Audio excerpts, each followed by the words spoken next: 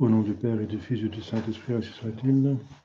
Notre Père qui es aux cieux, que votre nom soit sanctifié, que votre règne arrive, que votre volonté soit faite sur la terre comme au ciel. Nous aujourd'hui notre pain de chaque jour. Pardonnez nos offenses, comme nous pardonnons de ceux qui nous ont offensés. Ne c'est pas succomber à la tentation, mais livrez-nous mal, ainsi soit-il. Je vous salue Marie, pleine de grâce, le Seigneur est avec vous. Vous êtes bénie entre toutes les femmes, et Jésus, le fruit de vos entrailles, est béni. Sainte Marie, Mère de Dieu, prie pour nous pauvres pécheurs, maintenant et à l'heure de notre mort, ainsi soit-il. Cœur sacré de Jésus, ayez pitié de nous. Mon Saint Jean le Gardien, veillez sur nous. Saint Joseph, priez pour nous. Mon Saint Patron, au nom du Père et du Fils et du Saint-Esprit, ainsi soit-il. Voilà, chers fidèles, la dernière fois, j'avais fait le résumé de l'Ancien Testament qui signifie annonce la venue de Christ. Mais l'enregistrement a échoué. Donc je vais la refaire un jour plus tard, mais maintenant je continue tout simplement avec le prochain point. Quand et où vécut le Sauveur? Justement parce que le Sauveur est Dieu, bien sûr, de toute éternité, mais fait homme, c'est fait homme, la deuxième personne de la Sainte Trinité de Dieu, c'est fait homme concret. Donc forcément, il a vécu quelque part un certain temps d'une mère, d'une famille, d'une tribu, etc. Donc très concrètement, avec des circonstances à l'infini finalement. Les circonstances matérielles d'une vie sont à l'infini. Tous les objets qui nous entourent sont très nombreux, n'est-ce pas, à chaque instant, à toute notre vie. Mais bien sûr, on va se déterminer aux choses les plus importantes. Donc, le Sauveur vécut sur cette terre, comme vous savez, pendant 33 ans, il y a environ 2022 ans, où il est né. Et l'ère chrétienne, donc le comptage des années chrétiennes, commence à la naissance de notre Seigneur Jésus-Christ. Et tout le temps qui était avant sont les années ou les siècles avant notre Seigneur Jésus-Christ. Dans les premiers temps du christianisme, on contient encore les années d'après le règne des souverains ou des consuls romains. Avant même, il contient à partir de la fondation de la ville de Rome, etc. Donc il y avait plusieurs manières de compter les années. Mais depuis la grande persécution de Dioclétien, c'est une des plus pénibles et atroces, le Dioclétien qui se déclarait Dieu, n'est-ce pas, et qui ne supportait pas un autre Dieu, en tout cas, un Dieu Jésus-Christ, qui se dit unique Dieu et qui exclut tous les autres. Les chrétiens prirent comme ère l'avènement de cet empereur, l'ère des martyrs alors. Mais l'abbé Denis de Rome fut le premier qui, en 525, data les années de l'incarnation du Christ, c'est-à-dire de l'annonciation. Donc même pas la naissance, mais l'annonciation. Donc l'incarnation. L'incarnation s'est faite lors de l'annonciation. Charlemagne, on est alors dans la fin du 8e et début du 9e siècle, introduisit cette ère, mais commença à compter non de l'incarnation, mais de la nativité du Christ,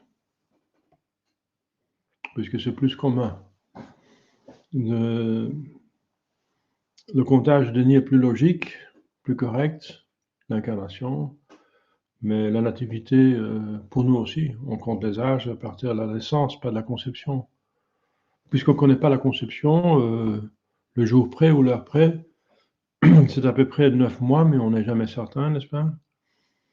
Et voilà, on a l'habitude de compter à partir de la naissance, qui n'est pas correct. On a 9 mois plus qu'on dit.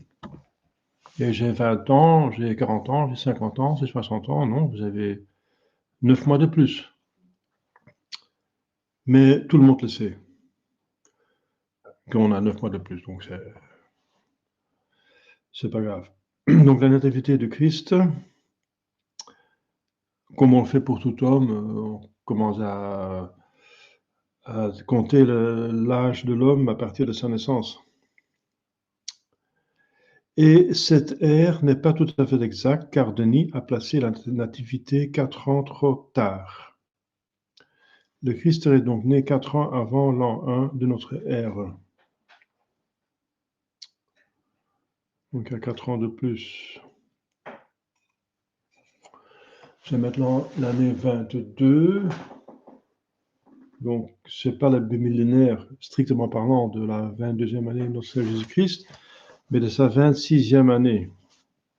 Bon. Le bon Dieu tient compte des faiblesses humaines, comme par exemple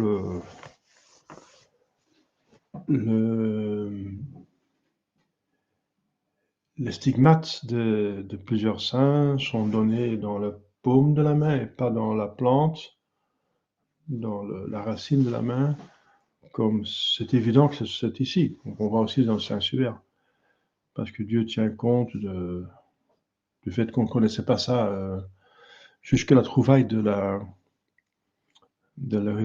recouvrement du Saint-Suaire. Et voilà, mon Dieu tient compte de ça.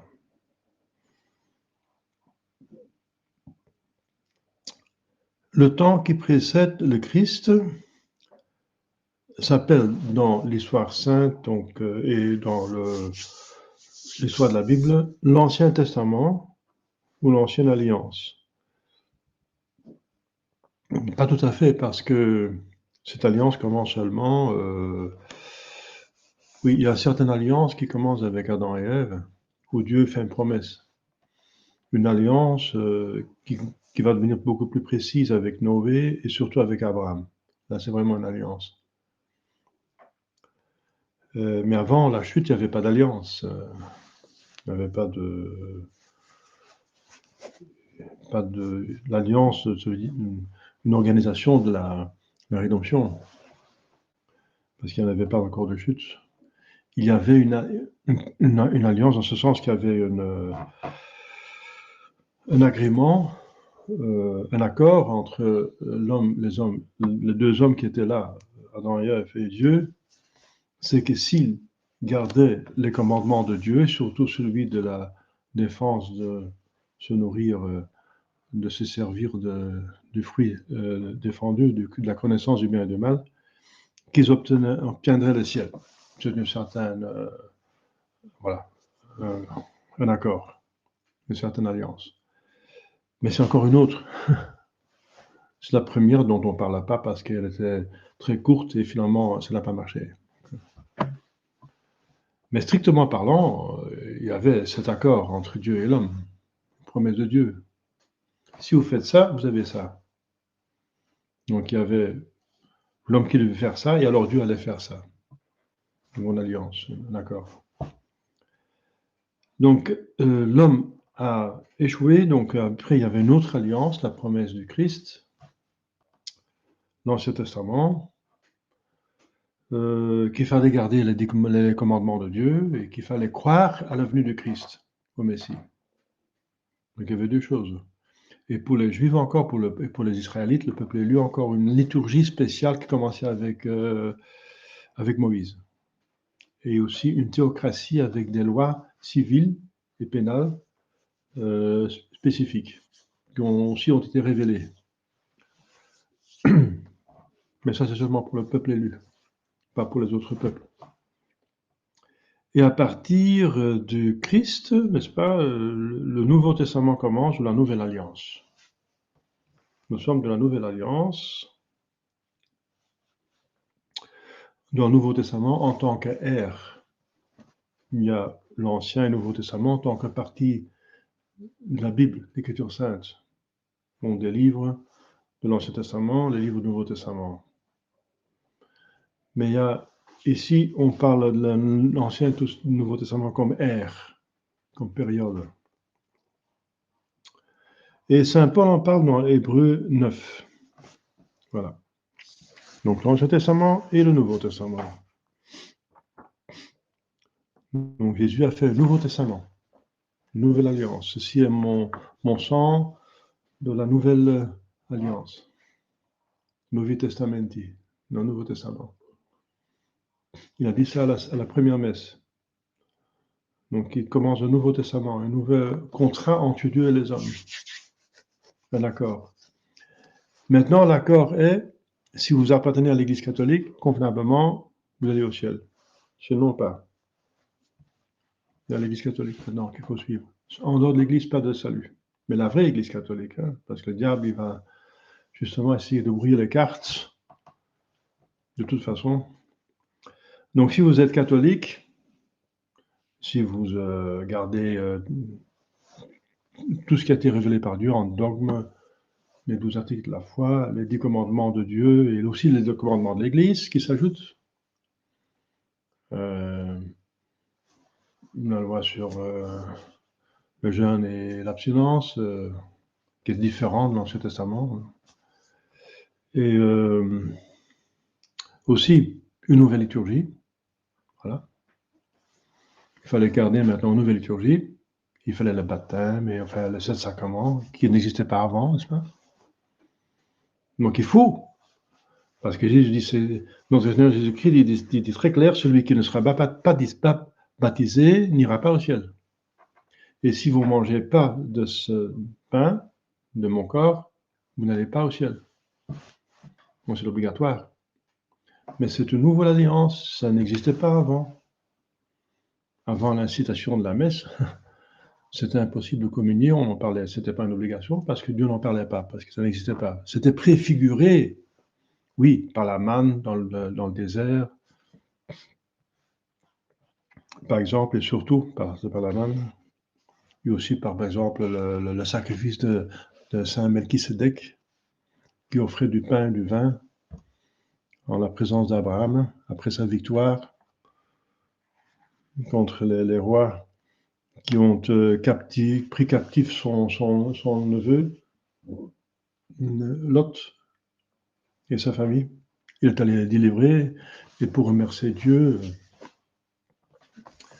il rencontrait aussi Melchisédek, un prêtre, c'est pas du vrai Dieu, de Yahvé, et qui offrait un sacrifice avec du pain et du vin, qui est la préfiguration de la messe. Donc il est aussi appelé dans la messe, dans le canon de la messe, hein, Melchisédek. Justement parce que c'est la préfiguration de la Sainte Messe. Alors, le Sauveur déploya son activité surtout en Palestine. Surtout. Bon, il a quitté quelquefois pour un court temps, mais il n'est pas allé très loin, n'est-ce pas, à ce moment-là. Il est allé en Syrie, puis il est retourné directement.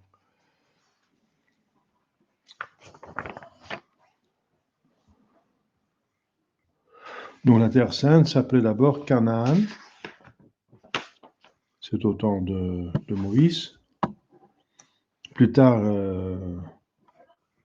c'est devenu la Judée, une partie où était le peuple élu parce que les autres tribus étaient dispersées et la terre promise était limitée à la province de la tribu de Juda, la Judée. On parle maintenant couramment de la Terre Sainte parce c'est un lieu qui était sanctifié par la présence de notre Seigneur Jésus-Christ qui a vécu toute sa vie, la Sainte Vierge qui ont vécu là, à Bethléem, à Nazareth, à Jérusalem. Jésus-Christ est mort sur Golgotha, le lieu est toujours là, bien sûr, on a trouvé la croix. Son sang est entré dans le sol, récupérer le plus possible par la Sainte Vierge, mais on ne peut pas récupérer tout, hein. Pas possible. Dans la le sang qui a été versé avant sa mort, et Jésus l'a récupéré à la résurrection. Mais le sang qui est versé après, non. Donc il y a encore du sang dans le sol. Ok, maintenant,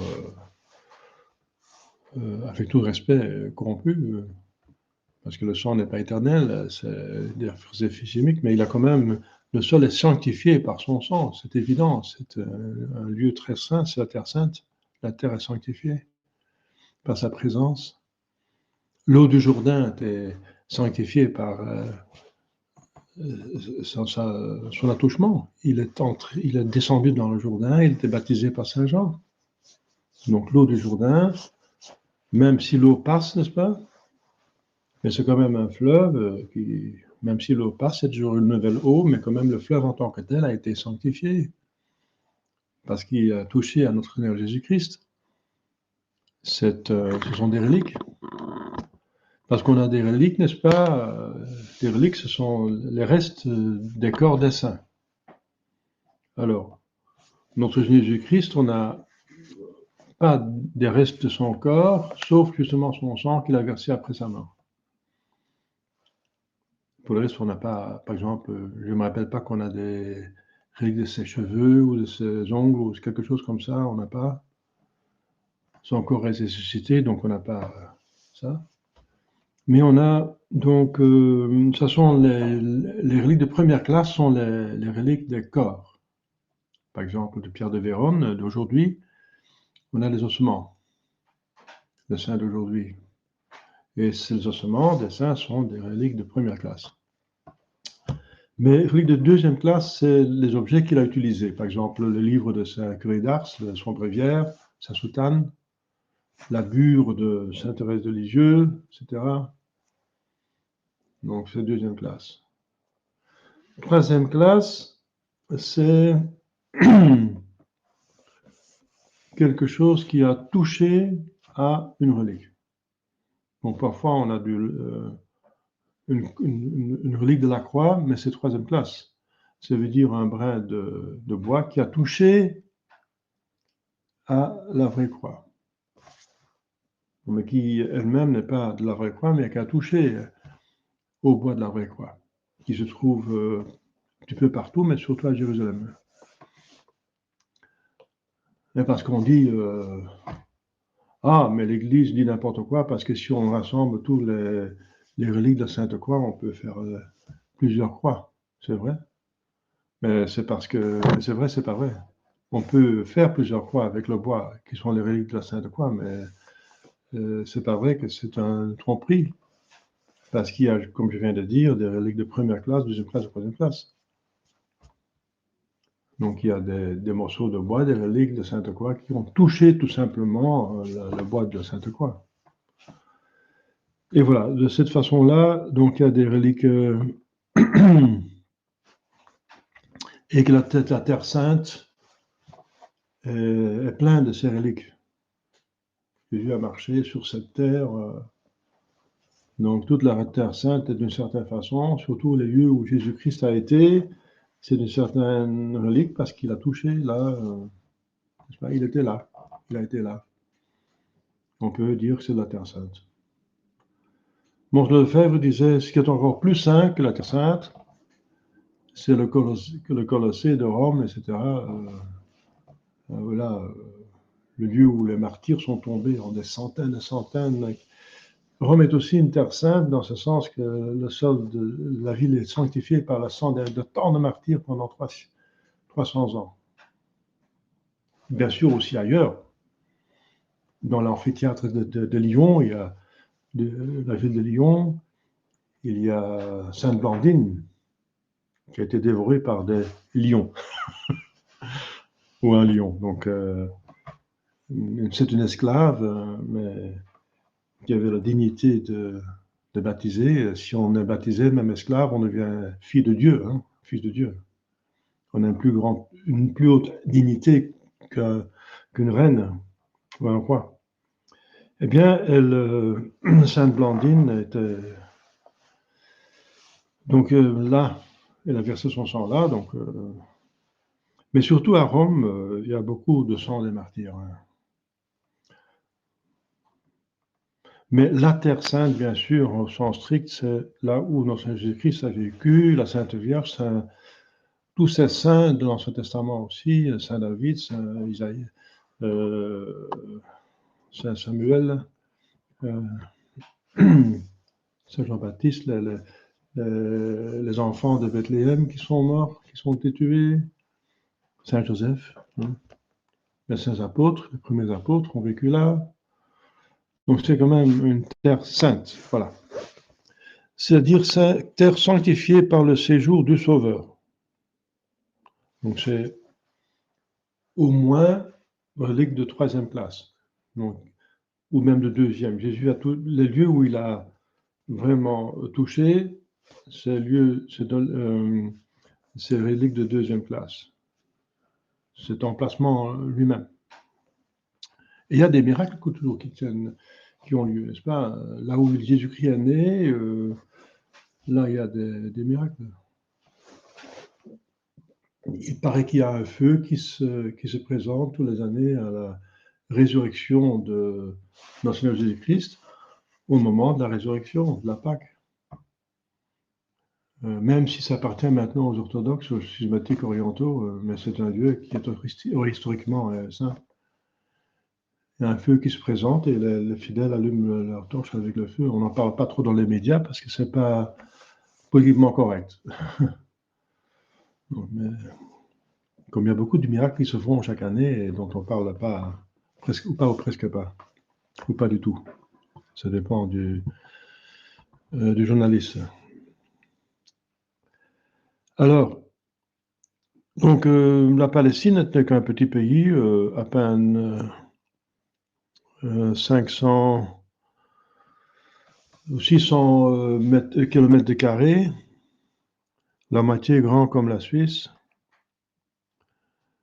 de sorte que les paysans disaient en se moquant que le Dieu des Juifs devait être un bien petit Dieu pour n'avoir donné à son peuple qu'un pays si restreint. Mais ce n'est pas vrai parce que le pays qui était promis par Dieu au peuple élu allait plus loin, comme l'étendue de règne du pays de la terre promise au temps de Salomon. Il a été restreint par punition. Voilà. Alors, la Palestine comptait au temps de notre Jésus-Christ environ 6 millions d'habitants, dont 1 million à Jérusalem, la capitale. Donc c'est pas rien. C'est pas... 1 million, c'est la ville de Bruxelles actuellement.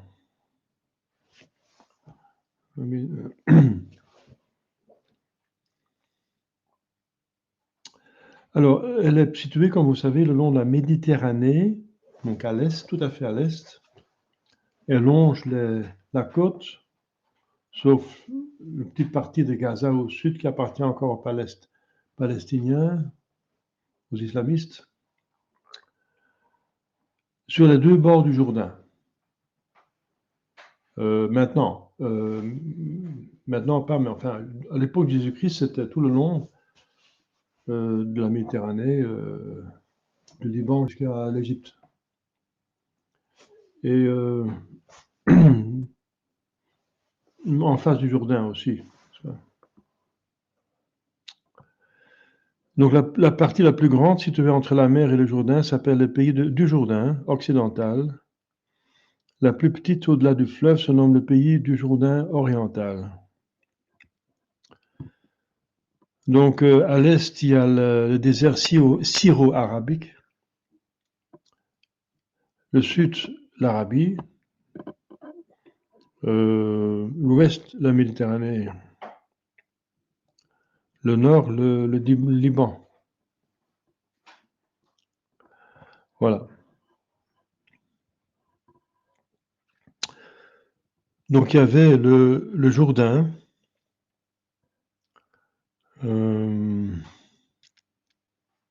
qui se jette dans la mer Morte et qui reçoit le torrent de Karitz auprès duquel demeurait saint Élie. La mer Morte reçoit aussi les eaux du torrent du Cédron, qui passe près de Jérusalem, que traversèrent David dans sa fuite et le Christ avant son agonie.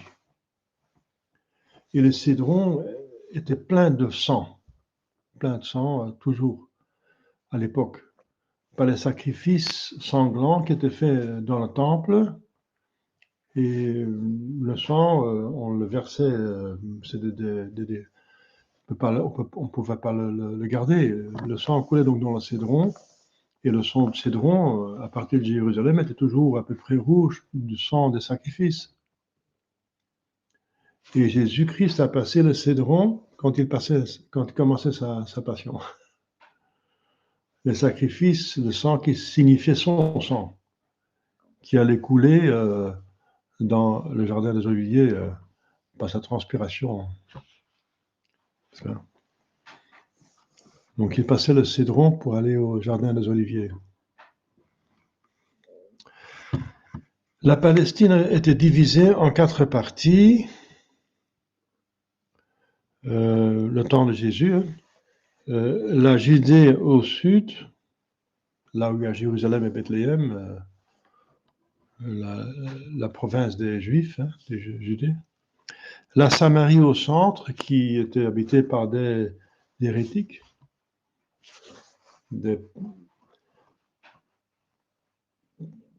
peut-être des Israélites qui sont revenus de l'exil, mais surtout des personnes étrangères qui sont venues habiter là et qui ont pris une partie de la religion juive, mais pas tout. Donc le Samaritain, c'était l'hérétique, l'étranger hérétique. Et au nord, il y a la Galilée, où notre Seigneur a vécu 30 ans avec la Sainte Vierge et Saint Joseph.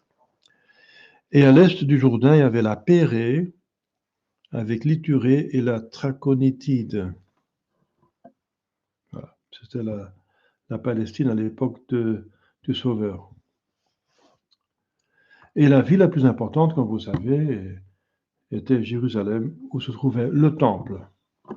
Le temple qui a été construit par Hérode, parce que le temple construit par Salomon était détruit. Détruit comme encore punition de l'apostasie du peuple élu. Dieu a laissé détruire ce temple par les ennemis et le peuple était pris en captivité. Voilà. Ils n'étaient pas dignes d'avoir Dieu parmi eux. Le temple est détruit. Mais après reconstruit, après leur conversion, ils pouvaient retourner et puis le temple était reconstruit, plus grand que celui de Salomon. Et c'est dans ce temple reconstruit par Hérode que notre Seigneur Jésus-Christ se trouve. Il venait à peine de se terminer, parce qu'on voit dans l'Évangile que les pharisiens, quand ils entendaient dire que Jésus-Christ se nommait fils de Dieu et Dieu, qu'ils prenaient des pierres qui étaient dans le temple. Donc il y avait encore des pierres de construction là pour le lapider. Il se servait des pierres. Donc il y avait encore des pierres de construction. Donc la construction n'était pas totalement terminée à l'époque de notre Seigneur Jésus-Christ, mais à peu près terminée quand même. Donc Jérusalem, ça veut dire Salem, ça veut dire la paix, donc c'est le lieu de la paix. Et la paix avec Dieu, donc cette préfiguration du ciel, la Jérusalem du céleste. C'est là où Dieu habite. Le ciel, c'est où Dieu habite. Donc la Jérusalem devait être sur terre, le lieu où Dieu habite, dans le temple, convenablement, et où les personnes vivent comme des saints, comme dans le ciel. Ça, c'était la vocation de Yerushalayim, de Jérusalem. Jérusalem, Jérusalem, Jésus pleure sur Jérusalem. J'ai tant voulu te rassembler comme une mère poule rassemble ses petits, n'est-ce pas, sous ses ailes. Il aimait Jérusalem. Il aimait son peuple, il aimait le peuple élu, c'est normal. Mais elle va être punie atrocement parce qu'elle a tué Dieu, n'est-ce pas, dans son humanité. la personne qu'elle a tuée, c'est Dieu, une personne divine.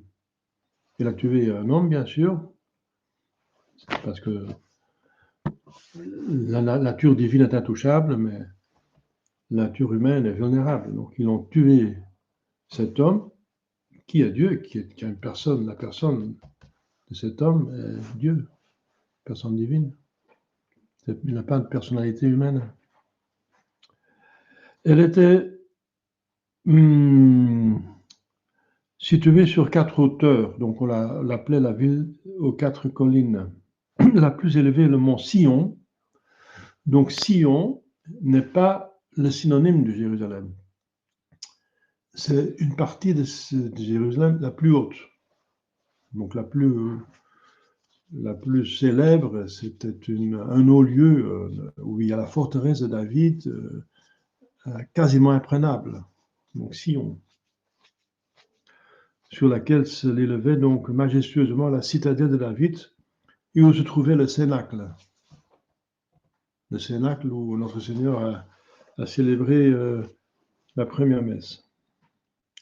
À l'est de celui-ci s'élevait le mont Akra, avec la source et le bassin de Siloé, où Jésus-Christ a fait des miracles. La guérison de l'aveugle-né.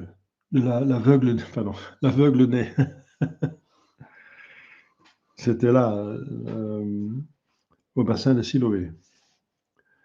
Au nord, il y a le mont Moria, sur lequel Isaac avait dû être immolé.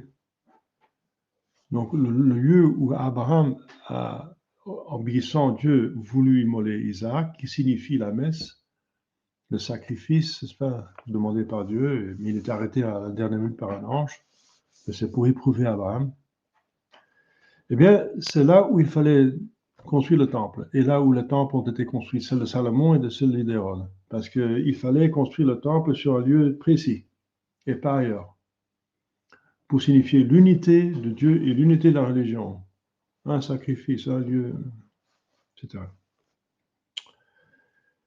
Plus au nord se trouve le mont Bezeta, avec la ville nouvelle. C'est là où l'extension de la ville de Jérusalem se faisait. Parce que si on était trop haut, donc c'était moins, ou là où c'était moins haut.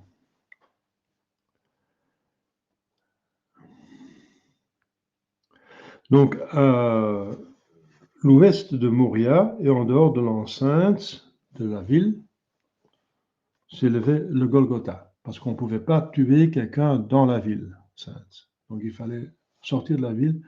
Donc, à côté des murs, du côté de l'ouest de Moria, il y a le Golgotha. Ça veut dire le calvaire. Calvus, c'est le crâne. Donc, le lieu du crâne. Donc, c'est une colline qui avait la forme du crâne, d'un crâne, qui ressemblait plutôt à un crâne, mais aussi qui était appelé comme ça parce qu'on exécutait, et voilà, un crâne, le signe est le symbole de la mort. Un crâne nu, en tout cas, hein, un crâne dépouillé. Le symbole de la mort, pour nous aussi. Eh bien, c'est là, finalement, où la rédemption a eu lieu, Golgotha. L'ensemble de ces hauteurs est borné par 2 vallées. C'est de l'Occident le Hinnom, la Géhenne, qui signifie l'enfer, c'est le symbolisme de l'enfer, parce que les femmes israélites idolâtres, ils sacrifièrent leurs enfants à Moloch. Et c'est ça qui méritait les châtiments les plus sévères de Dieu, l'exil et la destruction de Jérusalem. Donc les sacrifices faits au faux dieu de Moloch, Astarté, Baal, surtout Moloch, c'est un grand hibou énorme. C'est fait là. Cette culte de Moloch, de sacrifice humain, continue jusqu'à présent. Hein. Dans les Bohemian Groves, en Californie, ils ont érigé encore un Moloch énorme de je ne sais pas combien de dizaines de mètres.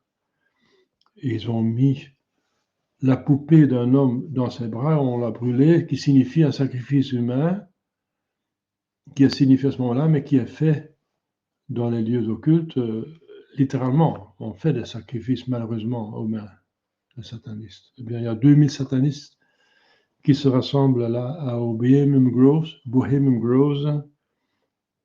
et qui sont des plus hautes, n'est-ce pas, personnalités des États-Unis.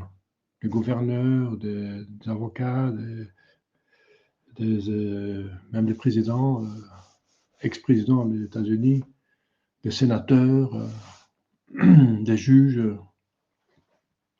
Malheureusement, il y a il s'appelle même l'élite, une élite satanique, qui est malheureusement une élite dans ce sens qu'elle a pris une très grande partie du pouvoir.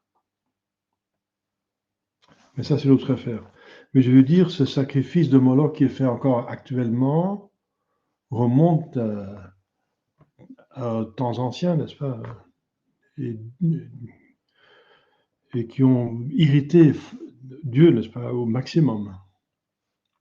Le bon Dieu est le plus fâché contre les péchés les plus graves. Et les péchés les plus graves, c'est des tueries des personnes innocentes. Non, par préférence, les satanistes offrent des enfants qui sont les plus innocents, n'est-ce pas? Ils ont le moins péché. Voilà. Eh bien, c'était à l'époque, si les Israélites devenaient infidèles, c'est là où ils sacrifiaient leurs enfants. L'Écriture sainte dit qu'ils faisaient passer les enfants par le feu. Ça veut dire qu'ils les brûlaient. À l'est de la vallée de Josaphat, qui, selon l'Apocalypse, c'est le lieu où le jugement général de Dieu aura lieu. Mais c'est peut-être symbolique parce que il y aura des milliards de personnes. Il y a déjà 8 milliards de personnes à peu près qui habitent la Terre actuellement.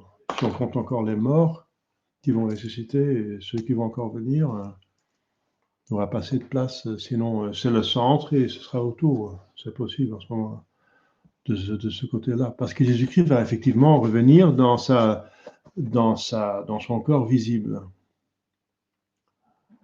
Quand il va venir pour juger les vivants et la mort, il va venir dans un corps visible. Donc, voilà. Enfin, selon l'Écriture sainte, le pape c'est le Josaphat. Mais alors, la vallée de Josaphat, mais alors c'est le centre où se trouvent alors tous les hommes, et par un miracle, ils pourraient voir et entendre Jésus-Christ de loin.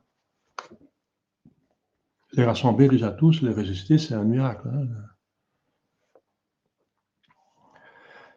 Alors, c'est dans celle-ci que coule le torrent de Cédron, dans la vallée de Josaphat.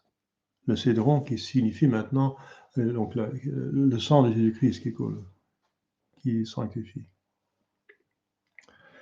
À l'est de la vallée de Josaphat, on remarque le mont des Oliviers.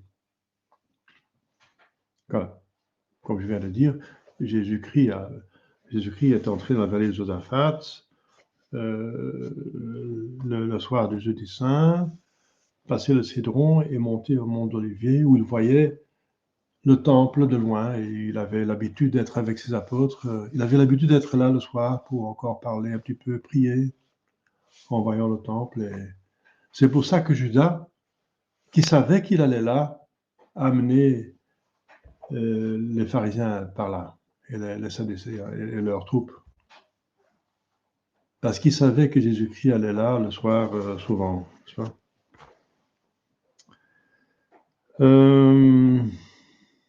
C'était donc le soir le séjour favori du Seigneur.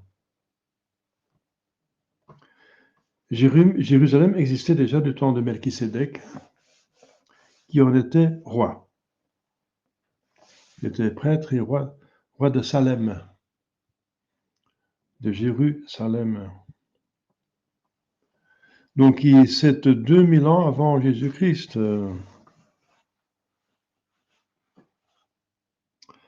C'est le temps de Abraham. Oui, le temps d'Abraham, c'est 2000 ans avant Jésus-Christ.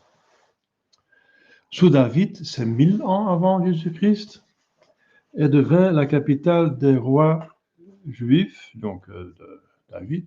Il en faisait la capitale. Il avait justement sa forteresse sur Sion, hein,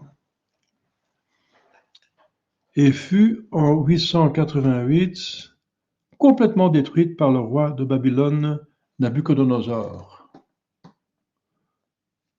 Voilà, c'était la destruction et avec la captivité,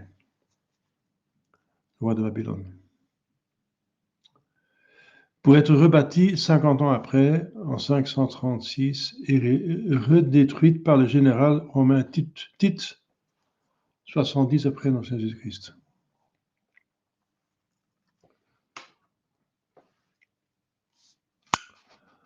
Voilà, donc la Terre Sainte, si c'est intéressant pour la visiter, moi j'ai jamais visité parce que j'avais pas l'argent pour le faire, ou j'ai pas réservé l'argent pour le faire parce que j'ai investi mon argent tout dans l'apostolat. Je trouvais plus important de sauver des âmes, l'apostolat, que d'aller faire des pèlerinages. Et deuxièmement, j'avais pas le temps parce que justement, je m'occupais de l'apostolat. Je trouvais plus important de m'occuper des âmes que de m'occuper des pèlerinages.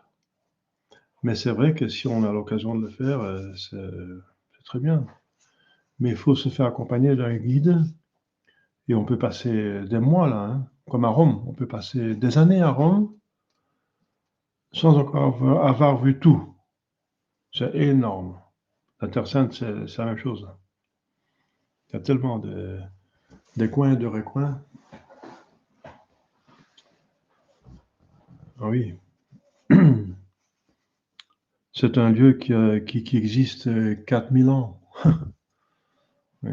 Jérusalem, temps de Melchisédek, le premier roi connu. Alors, outre Jérusalem, les villes les plus remarquables par rapport au Sauveur, bien sûr, sont Bethléem et Nazareth, comme vous savez. Bethléem, où il est né, parce que c'est la ville de naissance de David, il descendait de David, donc lors du recensement, tout le monde devait aller à la ville de son ancêtre, et Joseph et Marie devaient aller à Bethléem. C'est là où Jésus-Christ est né, parce que la Sainte Vierge était enceinte. Et Nazareth, où ils ont vécu la plupart du temps, après un passage en Égypte pour échapper à Hérode, le meurtrier, n'est-ce pas? Le bourreau des enfants. Donc les localités les plus importantes de Judée sont au sud de Jérusalem, Bethléem. Un peu plus au sud, on a Hébron, le séjour d'Abraham, d'Isaac et de Jacob. Donc où les premiers sont allés, c'est à Hébron. C'est un petit peu au sud. Et des parents de Saint Jean-Baptiste. À l'est, il y a Béthanie. À l'est, donc à l'est, en même temps à l'est de Jérusalem, la demeure de Lazare. De Lazare, qui était frère de Marie-Madeleine et de Sainte Marthe. Donc, c'est trois très bons amis de notre Seigneur Jésus-Christ, où Jésus-Christ aimait aller, où il était bien servi, nourri et blanchi, peut passer la nuit. Parce que Jésus-Christ lui-même n'avait aucune pierre pour poser la tête, comme il disait. Mais bien sûr, il était accueilli ici et là par des disciples. Il aimait aller en Béthanie parce que c'était des saints personnages. Et là, il y a un peu plus loin le désert de la quarantaine, où Jésus jeûna donc 40 jours. Au nord-ouest, donc plutôt vers de nouveau la Méditerranée, il y a un peu plus loin, donc dans cette direction, mais encore devant Jérusalem, il y a Jéricho, la ville aux palmiers où demeurait Zachée, le publicain repentant. Jéricho,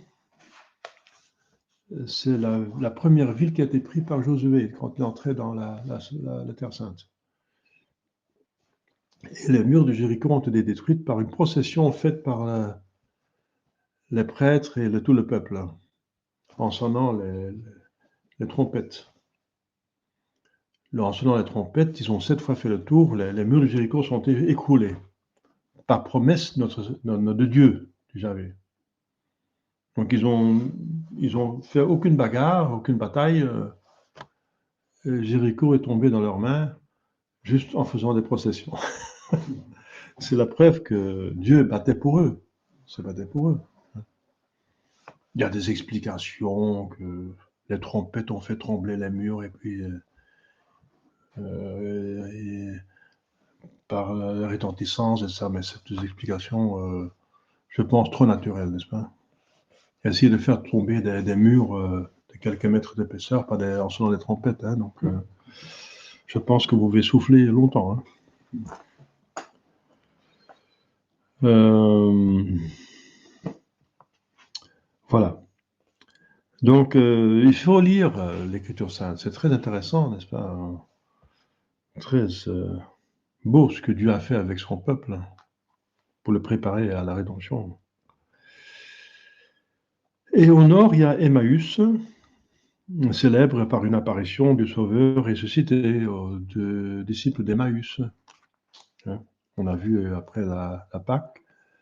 C'est le lundi de Pâques, donc le jour après Pâques, on a l'évangile d'Emmaüs. C'est très beau. Ça. Très beau. Restez avec nous, Seigneur, parce qu'il fait tard. Très beau. Et Jésus se dévoile étant se fait connaître comme Jésus, parce qu'ils n'ont pas reconnu Jésus d'abord. Une très belle histoire des disciples d'Emmaüs. Pas très loin de Jérusalem, justement. Sur les bords de la mer, il faut remarquer Joppé. Donc la mer Méditerranée, pas la mer morte, hein, ou pas la mer de Génézareth, parce qu'il y a, c'était appelé une mer parce que c'était un grand lac. Mais la mer Méditerranée, qui est vraiment une mer, c'est pas un lac parce que il y a l'étroit de Gibraltar. Ça fait juste qu'elle est vraiment une mer. Sinon, c'est un lac énorme, hein, la mer Méditerranée. Donc là, il y a Joppé, la ville phénicienne, devenue célèbre pendant les croisades. Oui, les croisades. Parce qu'une fois, c'était dans les mains des islamistes, et autrefois, ça passait, c'est pas d'un côté à l'autre, et il y a eu beaucoup de batailles là.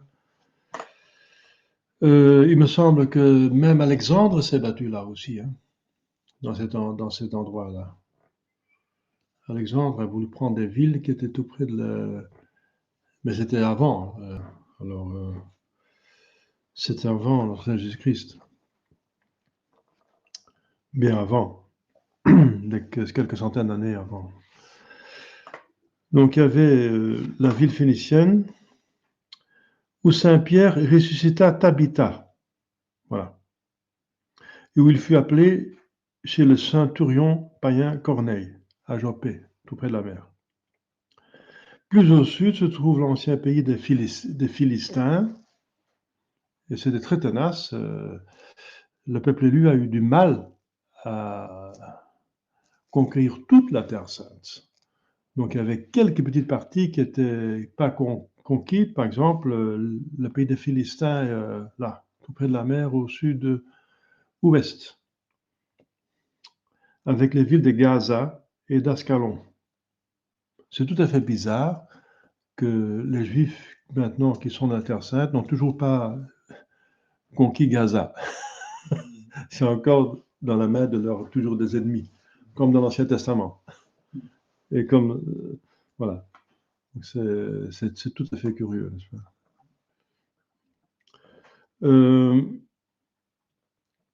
Et à l'ouest de la mer Morte s'étend le désert de Juda, le désert de Saint-Jean, où il baptisa, donc dans le Jourdain.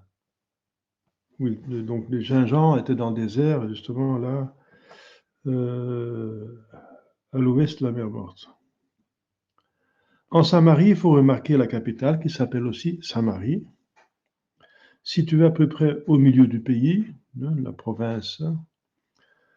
Au sud de cette ville se trouve près de Sichem, le puits de Jacob, où Jésus-Christ s'est arrêté pour parler avec la femme, la Samaritaine, qui posait des questions, et qu'il a converti, et qui est allé parler de Jésus-Christ, et qui a converti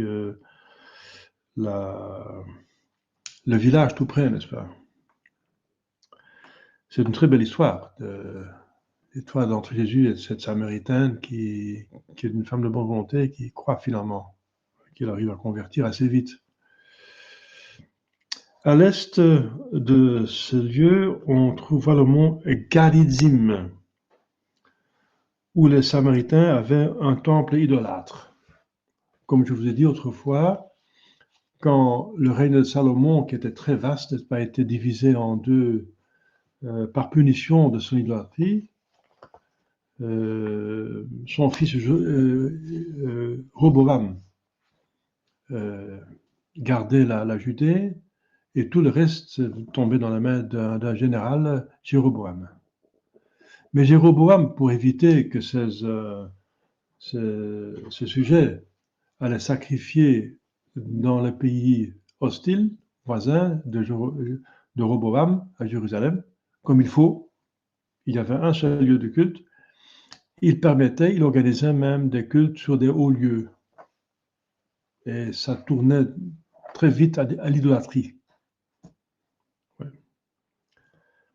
Donc, c'est la misère des Israélites, une fois qu'ils sont séparés des Juifs, de la Judée. Ils sont séparés de Jérusalem.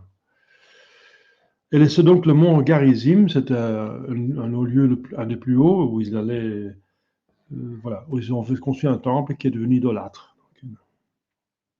Au sud, il y avait Silo, où après Josué, l'arche resta 350 ans. Josué. L'arche resta 350 ans. Jusqu'à David qui la faisait entrer à Jérusalem. Josué a introduit l'arche de l'Alliance à Jérusalem. L'arche de l'Alliance qui contenait donc le tabernacle, qui contenait de la manne encore, et le bâton d'Aaron, et les tables des 10 commandements. Donc c'était les objets les plus saints qui étaient dans l'arche d'alliance, l'alliance. Donc le sanctuaire par excellence. Le long de la Méditerranée s'étend la riche plaine de Saron. Sur les bords de la mer se trouve Césarée, c'est-à-dire la ville impériale où résidaient les procurateurs romains. Au nord-est, non loin de la mer et sur la frontière, s'élevait à une hauteur de 300 mètres le mont Carmel, qui était le lieu favori de Saint-Élie et ses adeptes pour se retirer, pour prier, pour habiter. Donc l'ordre du Carmel a commencé avec Élie, là, qui est une très belle montagne avec des oliviers, avec des plantes aromatiques, avec ses 1000 cavernes. Donc c'était approprié pour habiter pour des moines, pauvrement, dans des cavernes. Voilà. C'était une habitation naturelle qui était le séjour des anachorètes et d'Élie, qui y offrait son sacrifice pour confondre les prêtres de Baal. C'est là. C'est là où il dit, je suis le seul prêtre qui reste de Javé. Il y avait des centaines de prêtres de Baal à l'époque à son époque. Et je suis le seul qui reste, qui est le prophète qui est de Dieu, mais je vais vous prouver. Faisons un test. Donc vous faites un hôtel, moi je fais un hôtel. On met du bois dessus, vous mettez du bois dessus, moi je mets le bois sur le mien. Vous mettez un taureau dessus, moi je mets un taureau dessus.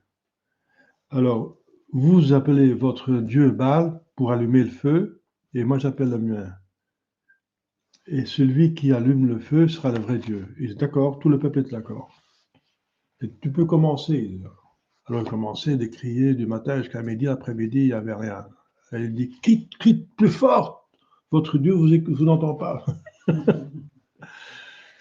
Et alors il n'y avait rien, et puis c'est à son tour, et il jette de l'eau supplémentaire sur la boie et sur le taureau. Et il prie Yahvé, et directement le feu s'allume. Donc il a prouvé qu'il était vrai, que Yahvé était vrai Dieu, et il a fait exterminer les 300 et plus prêtres de Baal. Donc le ménage était fait. Donc Saint Élie, le fondateur du Carmel, c'est celui qui est surtout contre l'idolâtrie. C'est en temps d'apostasie de redresser la religion. Mais c'est, à mon avis, la vocation du Carmel, toujours. Hein. Quoique maintenant, avec la loi, la règle adoucie, c'est devenu du caramel au lieu du Carmel. C'est pas sérieux, n'est-ce pas?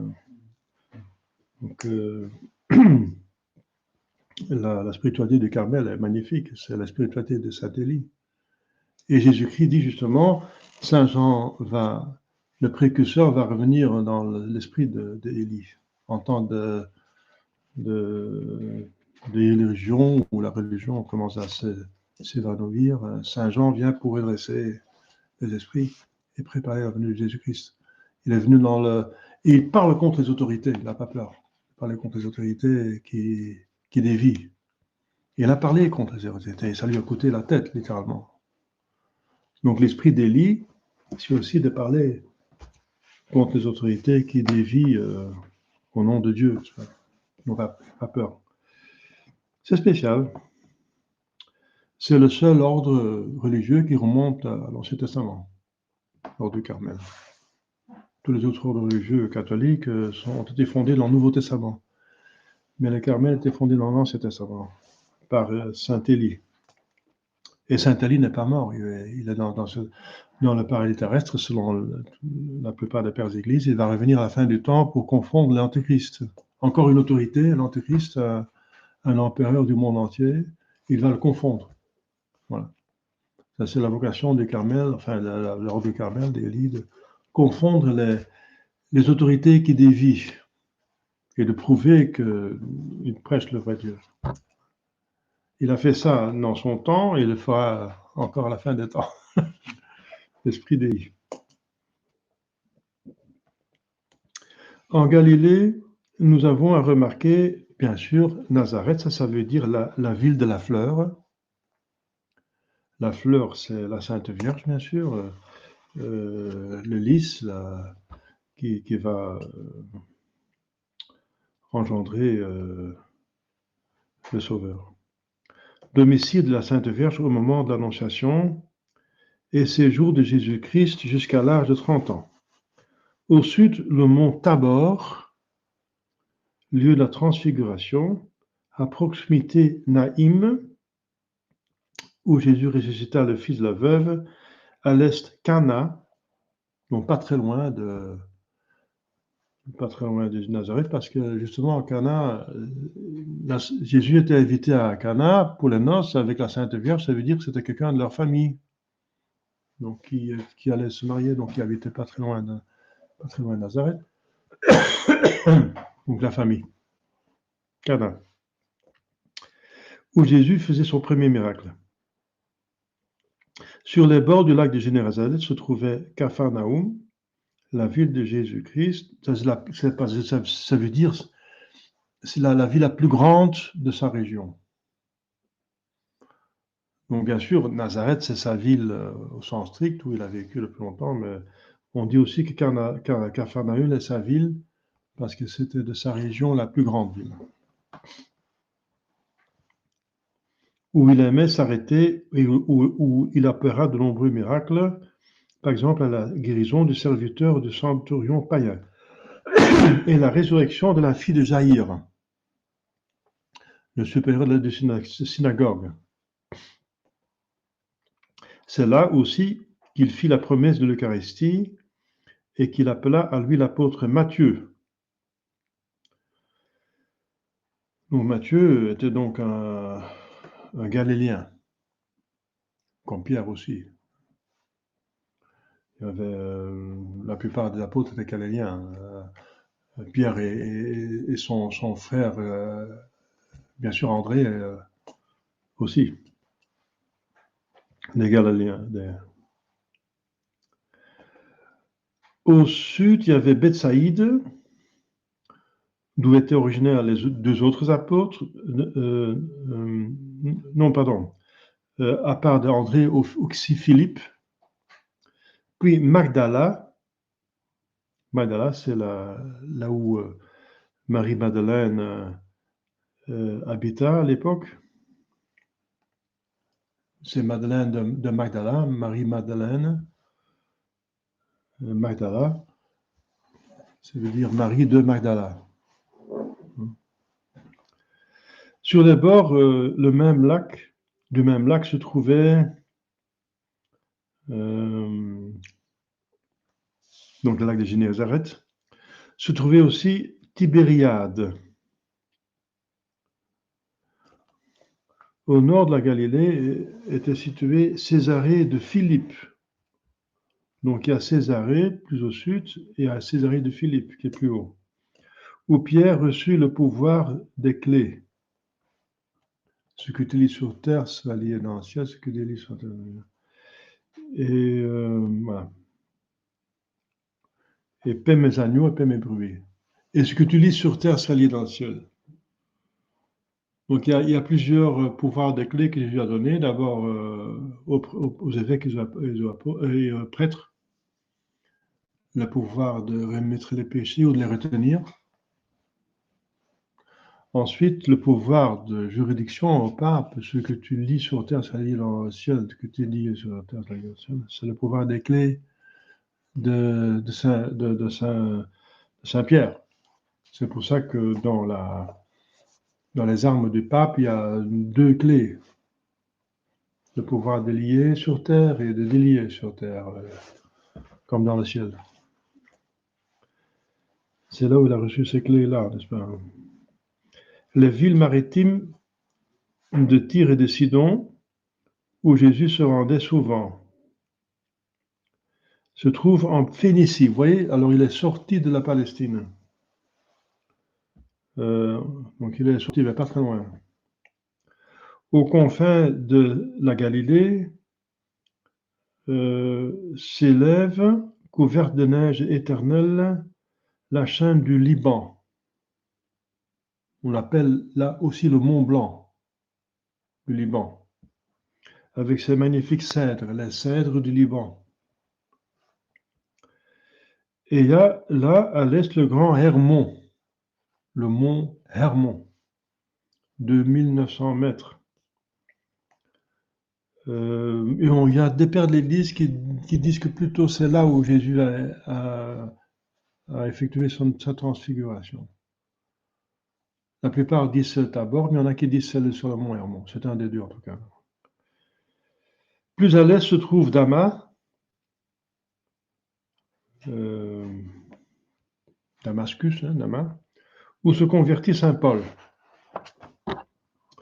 Dans la Pérée, il y a à remarquer, tout près de la mer Morte, à l'est de l'embouchure du Jourdain, Bethabara, aussi Béthanie. On a déjà parlé de ça, l'endroit où baptisait Jean et où il révéla le Sauveur et l'appela l'agneau de Dieu. À l'est, il y a le mont Nebo, encore plus loin à l'est, où mourut Moïse. Donc, du mont Nebo, il a vu la Terre Sainte, mais il n'a pas eu le droit de l'y rentrer, parce qu'il avait péché. Il avait douté à un certain moment, la puissance de Dieu. Donc, il avait comme punition qu'il ne pouvait pas entrer dans la Terre Sainte, donc il est mort sur le mont Nebo.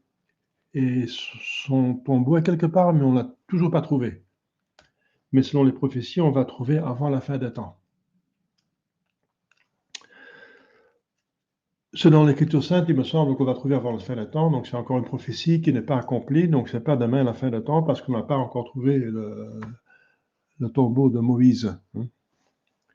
Au sud du lac de Génézareth se trouve Pella, où se réfugièrent les chrétiens de Jérusalem pendant le siège par Titus en 70. Voilà. Alors c'est un petit peu la situation voilà, matérielle, donc géographique où a vécu le Sauveur. Tu as des questions oui. De Filistijnen, zijn dat van hetzelfde volk als de Phéniciërs? Non, les Philistins, ce sont les Phéniciens, non, c'est un autre peuple. Non. Et parmi les Philistins, c'est des premiers habitants de la Palestine. Parce que la Palestine était habitée par des peuples qui avaient des géants. Et Goliath, c'est encore un descendant des géants. Les gens dont parle l'Écriture sainte quand ils disent que les fils de Dieu trouvaient que les filles des hommes étaient belles et s'immisçaient avec elles. Et de cette commerce est sorti les géants, qui étaient des terribles personnes sauvages, enfin, très méchantes, n'est-ce pas, qui terrorisaient les hommes. Et Goliath, c'est encore un dernier. Il y avait pas mal de géants là, c'est pour ça que le peuple élu craignait d'aller en Terre Sainte. Et Dieu se fâchait parce qu'il ne faisait pas confiance à Dieu. Parce que Dieu a dit, c'est pas vous qui va le vaincre, c'est moi qui va le vaincre pour vous. Mais ils n'y croyaient pas, ils craignaient d'aller en Terre Sainte parce qu'ils ont vu tous ces géants et ils ont vu que c'est un très beau pays, très fertile, d'où coulait le miel et le lait, qui symbolisent la richesse agriculturelle.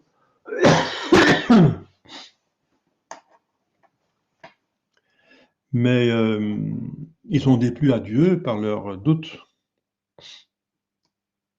Et c'est une des raisons pourquoi Dieu a dit, vous n'entrez pas dans la Terre Sainte, justement. Vous allez errer 40 ans dans le désert, et c'est vos enfants qui vont entrer dans la Terre Sainte.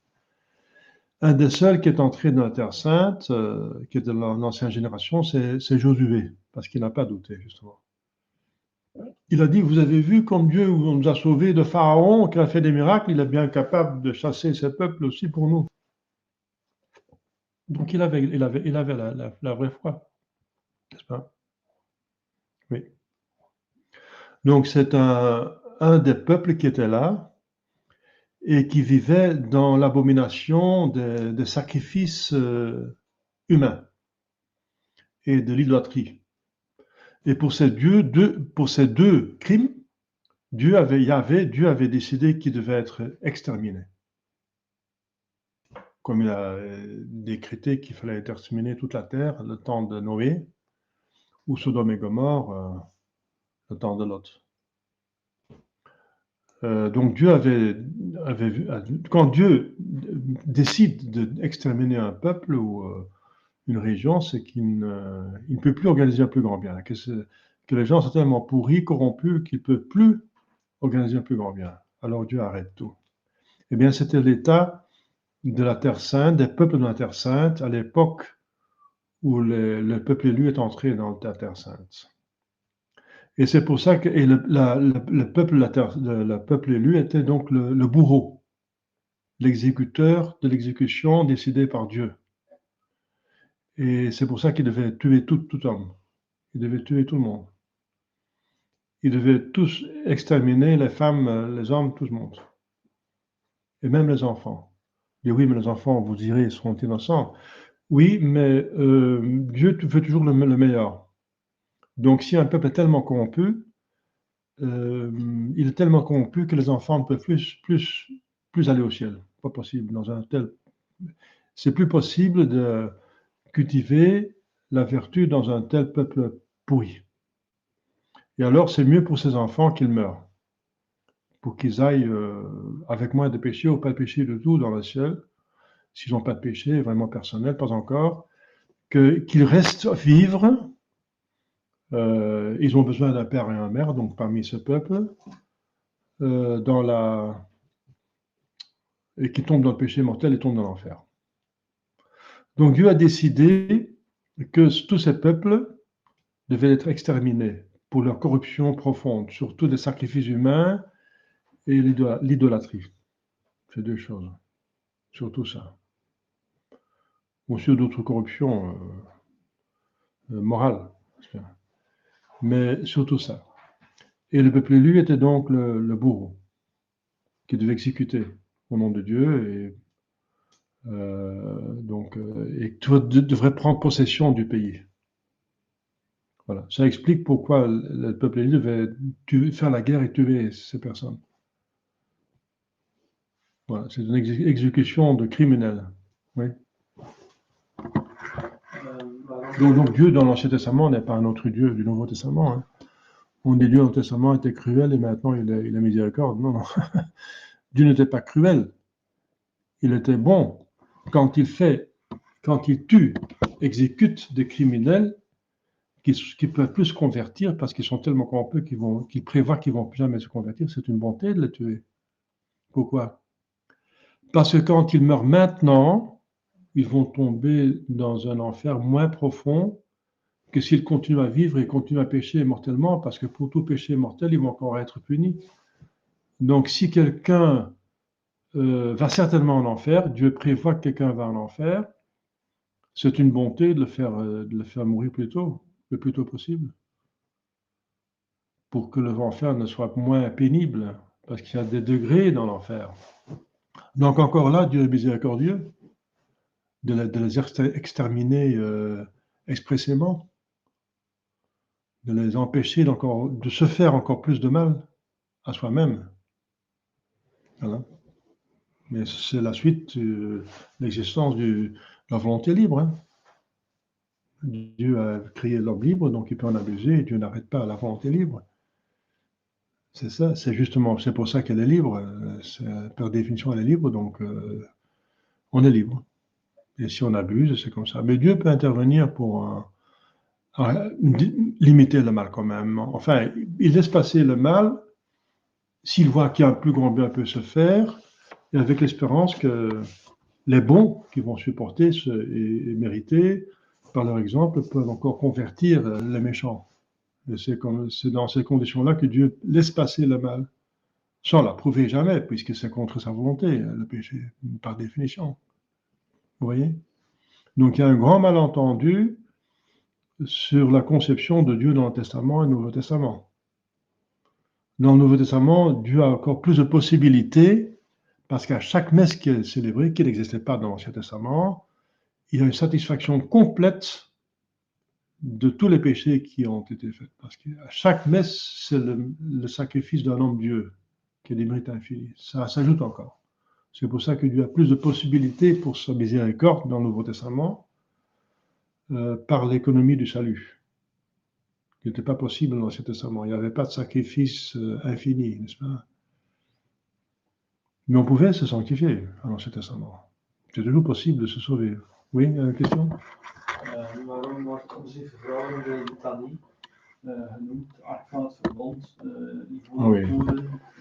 Oui, la Sainte Vierge est appelée Arche de l'Alliance parce que justement l'Arche de l'Alliance contenait les éléments du salut. Et la Sainte Vierge contient le salut du Nouveau Testament, notre Jésus-Christ.